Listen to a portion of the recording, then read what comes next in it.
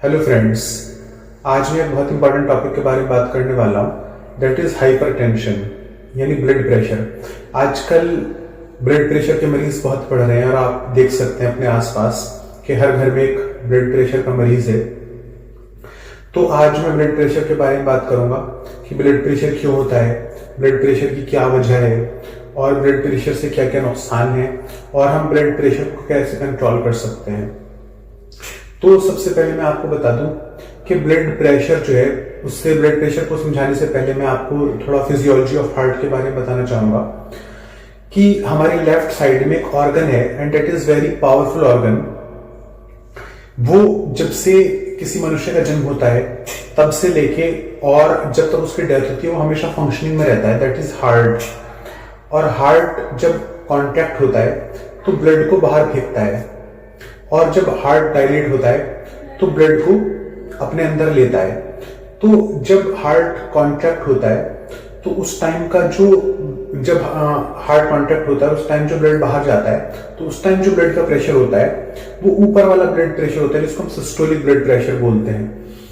और जब heart dilate होता है तो उस टाइम जो मिनिमम ब्लड प्रेशर होता है that is diastolic blood pressure.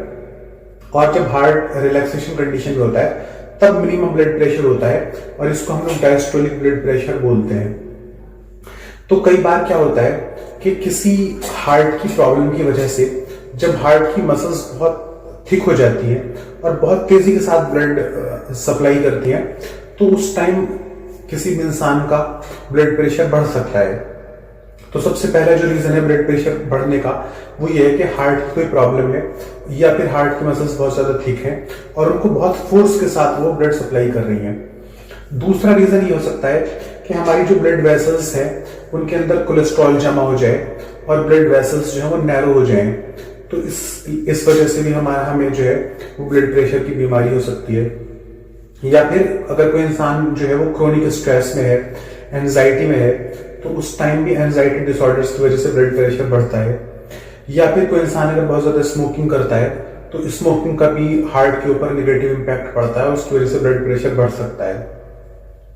या फिर कोई इंसान अगर बहुत ज्यादा मोटा होता है, ओबेसिटी एक बहुत बड़ा रीजन है ब्लड प्रेशर का, क्योंकि जब हम ओबेस होते हैं तो हमारी बॉडी तो बड़ी हो जाती है बट हार्ट का साइज एक नॉर्मल लिमिट के बाद रुक जाता है। तो जैसे मोटे इंसान की मिसाल में आपको दूं कि जैसे किसी ट्रक के अंदर आप एक ऑटो रिक्शा का इंजन लगा दें, तो अगर एक ऑटो रिक्शा के इंजन को एक ट्रक को खींचना पड़े तो सोचिए कि इंजन कितने दिन तक काम कर पाएगा।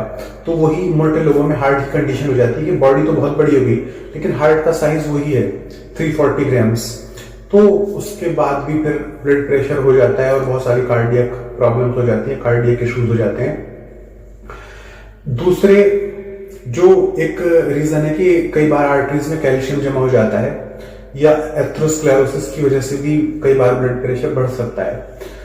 अब कोई इंसान अगर कहे कि मुझे तो ब्लड प्रेशर का कोई सिम्टम ही महसूस नहीं होता, तो मैं ऐसे लोगों को बताना चाहूंगा कि कई बार हो सकता है आपको कोई सिम्टम्स महसूस ना हो या कोई ऐसा महसूस ना हो कि आपको ब्लड प्रेशर है, लेकिन उसके बाद भी आपको ब्लड प्रेशर की बीमारी हो सकती है।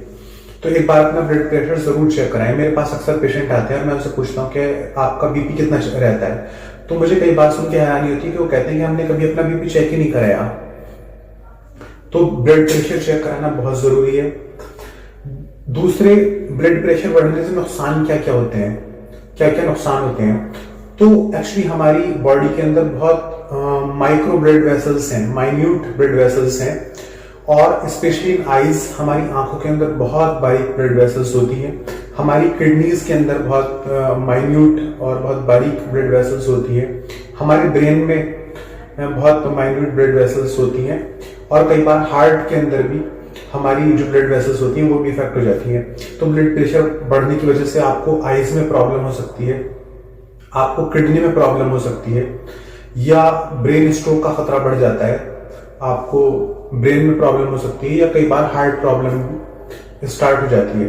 कई बार लोगों को तब पता चलता है जब उनको किडनी की इश्यूज स्टार्ट हो जाते हैं ब्लड प्रेशर का, या कई बार लोगों को तब पता चलता है कि जब हार्ट अटैक हो जाता है या हार्ट फेलियर स्टार्ट हो जाता है या एंजाइना होने लगता है, तब उनको पता चलता है कि उनका ब्लड प्रेशर हाई है। तो इसलिए मैं अपने सारे पेशेंट्स को एक एडवाइस जरूर देता हूं कि आप अपना ब्लड प्रेशर कंटिन्यूअसली जरूर चेक कराएं। उसके अलावा अब मैं बात करता हूं कि ब्लड प्रेशर को हम लोग कैसे मैनेज कर सकते हैं। तो ब्लड प्रेशर के लिए जरूरी नहीं है कि आप किसी मेडिसिन से ब्लड प्रेशर को कंट्रोल करें। कई बार एक अच्छे लाइफस्टाइल से और लाइफस्टाइल मैनेजमेंट से आप ब्लड प्रेशर को बहुत अच्छे से कंट्रोल कर सकते हैं। तो सबसे पहले तो जो मोटे लोग हैं उनको मैं एडवाइस दूंगा कि अपना वजन कम करें। दूसरे, अपने स्ट्रेस को मैनेज करें। स्ट्रेस की वजह से और एंजाइटी डिसऑर्डर्स की वजह से ब्लड प्रेशर बढ़ता है, तो अपने स्ट्रेस को मैनेज करें। और इसके अलावा अगर आप बहुत ज्यादा कोलेस्ट्रॉल ले रहे हैं अपनी डाइट में, तो कोलेस्ट्रॉल बंद कर दें। चिकनाई कम करें अपनी डाइट में, और ऑयल जितना कम से कम हो सके कम से कम ऑयल इस्तेमाल करें। इसके अलावा अगर आप स्मोकिंग करते हैं तो स्मोकिंग बंद कर दें। और इसके अलावा एक और है कि आप रेगुलर एक्सरसाइज करें। बहुत इंपॉर्टेंट पॉइंट है कि आप रेगुलर एक्सरसाइज करें, वॉक पे जाएं, योगा करें, मेडिटेशन करें। इन चीजों से ब्लड प्रेशर बहुत अच्छा कंट्रोल होता है। दूसरी बात, कई बार लोग एक गलत फहमी में रहते हैं कि अगर किसी को ब्लड प्रेशर हुआ तो उसने दवा खाई और ब्लड प्रेशर नॉर्मल हो गया तो वो समझता है कि मेरा ब्लड प्रेशर ठीक हो गया। तो ऐसा नहीं है। ब्लड प्रेशर या तो होता है या तो नहीं होता। ब्लड प्रेशर एक ऐसी बीमारी है कि या तो होती है या तो नहीं होता। इसका जो मसला है वो भी इश्क की तरह है कि इश्क या तो होता है या तो नहीं होता। तो एक शेर था कि मामला बीच का नहीं होता, मामला बीच का नहीं होता, इश्क होता है या नहीं होता। तो ऐसी ब्लड प्रेशर की बात है कि ब्लड प्रेशर या तो होता है या तो नहीं होता। तो आपका डॉक्टर ये डिसाइड कर सकता है कि आप लाइफस्टाइल से अपने ब्लड प्रेशर को मैनेज करेंगे या किसी मेडिकेशन की जरूरत पड़ेगी।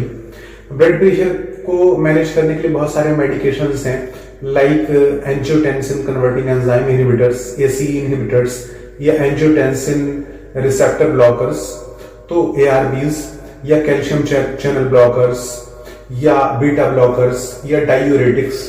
तो उनके डीप में मैं बहुत ज्यादा नहीं जा रहा हूं। वो एक्चुअली डॉक्टर डिसाइड करता है कि आपको किस मेडिकेशन की जरूरत है, या सिर्फ लाइफस्टाइल मैनेजमेंट से आपका ब्लड प्रेशर जो है वो नॉर्मल हो सकता है। बट सबसे इंपॉर्टेंट बात यह है कि आप अपना ब्लड प्रेशर चेक कराएं। और अगर आपको ब्लड प्रेशर जो है वो ब्लड प्रेशर की प्रॉब्लम है, या आपका ब्लड प्रेशर जो है वो एक नॉर्मल कंडीशन से ज्यादा है, तो उस टाइम आपको डॉक्टर के एडवाइस की बहुत ज्यादा जरूरत है। कई बार according to the circumstances and according to the conditions and according to the comorbidities blood pressure जो है वो वेरी करता है। यानी अगर किसी इंसान की एज ज्यादा है, 140 मतलब किसी इंसान की एज जो है 40 से ज्यादा है या 50 से ज्यादा है, तो उसका ब्लड प्रेशर थोड़ा ज्यादा हो सकता है। तो इसका बहुत सिंपल सा फॉर्मूला है कि आपके लिए नॉर्मल ब्लड प्रेशर कितना होगा। तो 100 प्लस एज, आपका ऊपर वाला ब्लड प्रेशर कितना होना चाहिए, इसके लिए एक फॉर्मूला है कि 100 प्लस योर एज। तो अगर आपकी एज जो है 40 है तो 140 आपका बीपी नॉर्मल है ऊपर का। अगर आपकी जो एज है वो 150 है तो 150 तक भी आपका बीपी नॉर्मल है। अगर आपकी एज 60 है तो अप्रॉक्स 160 तक भी आपका बीपी नॉर्मल माना जाएगा।